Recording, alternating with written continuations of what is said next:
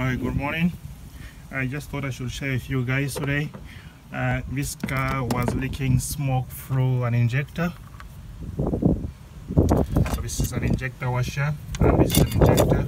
So it was leaking the smoke into the cabin. So if you look at both sides of the injector, you can see it's got smoke. So the smoke was leaking. So what I changed the injector initially and I still had the same problem with smoke leaking to the car. So now what I've done is I bought injector reseating tool, which is this one. It comes in a box. I bought it from eBay.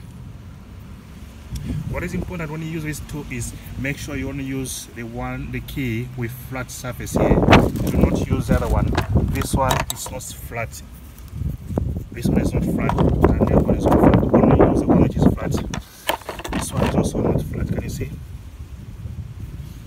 So this the important bit is only use the one which is flat. So the two are different.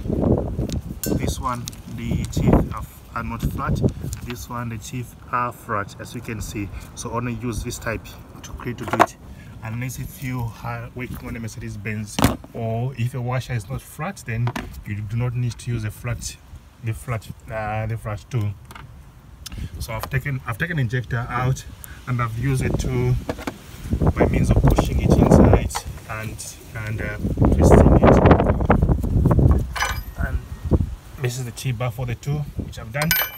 And looking down now, it does look a little bit cleaner. I still need to do a little bit, but this is very clean.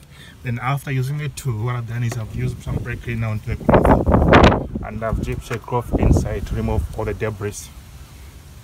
So I hope it fixes. So if you guys have the same problem, get a tool like this one and make sure you use the correct one. If you use the wrong one, you're gonna do some damage. Always use the one which is flat if your washer is flat. If your washer is not flat, use the other one. Okay, I hope you enjoyed the video. Bye.